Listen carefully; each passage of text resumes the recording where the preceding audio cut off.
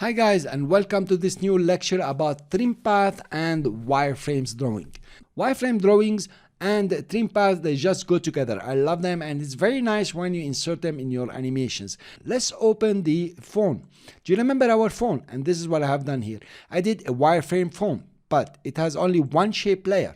If you look at the shape layer here, it has a content, camera, mic. All these are shape groups. I just group them together. You can notice how I'm selecting each one of them. Now, if I put a trim path here on the content, for example, I will add a trim path on the content and create an animation, take it to 100%, keyframe it, come to 1 second, make it slow so you can see, and make it 0. And run our animation and see what's happening. Now, this is pretty cool, but they are coming all together. They've been drawn all together is not impressive at all.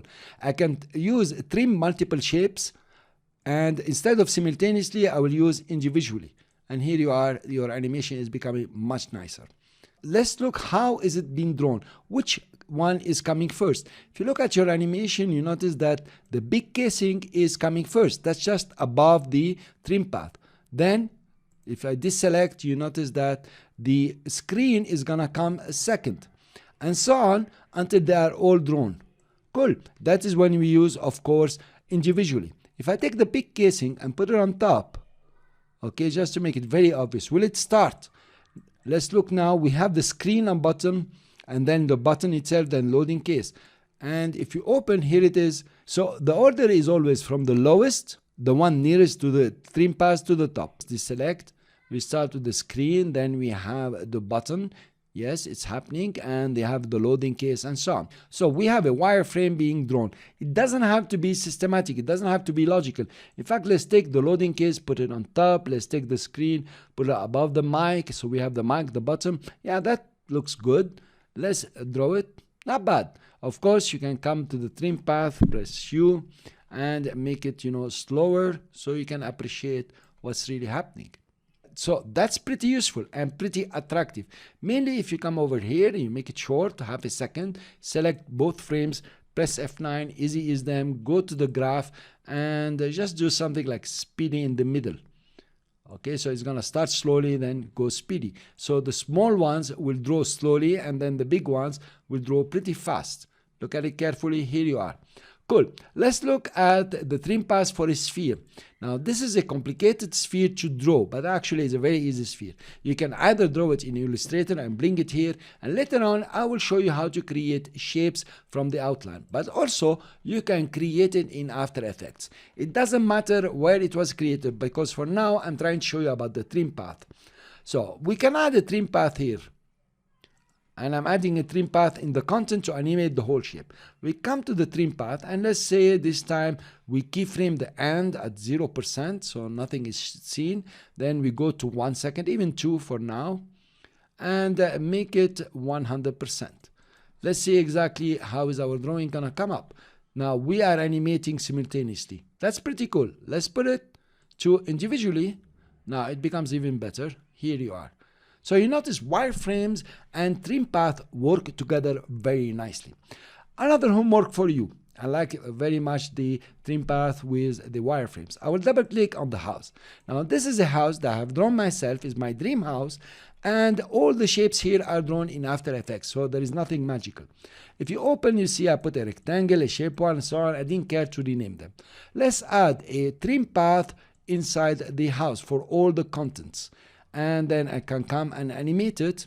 Let's go to the beginning, make it 100% for the start, keyframe it, and go to 2 seconds, just to show you slowly, make it 0%.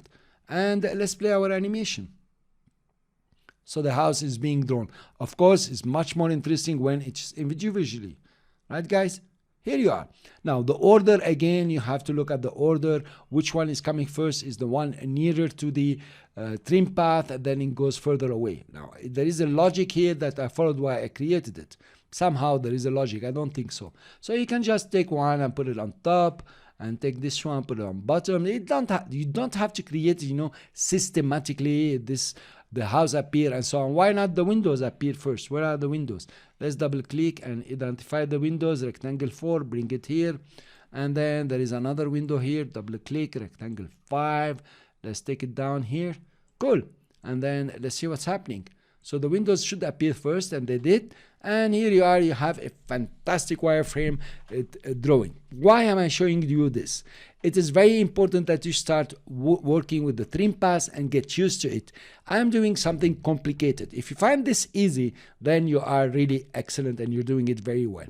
Actually, there is nothing to it, just shapes. We studied the shapes, added the trim path. Then we start ordering them the way we would like to get, a kind of motion that we like. And here you are, you have done it. You can now create some fantastic wireframes using After Effects. You don't have to create a sphere. You can create a house, a village, I don't know, the sun, the planes, anything, babies, girls, and use the trim paths to just redraw them. And this is very attractive, mainly when it is very speedy. Or speedy, not very speedy. So I will take this keyframe here and bring it to, let's say, 3/4 of a second, somewhere here. Notice the drawing, it's coming up. Then if you have something else like a tree and another tree, it will be fantastic. Thank you very much for listening. I would like you to use the wireframes. Draw things in After Effects. Don't use the fill, just use the stroke and try to animate them using the trim path. Post them on YouTube and show me. There are some wonderful drawings that you can do. If you are good in Illustrator, just create a path in Illustrator. You can create any kind of path, combine them, arrows, lines, infographics, and come and animate them with the trim path. This is the power of the trim path. We are going to use it many times in the course, and mainly when you are going to do title animations. See you in the next lecture.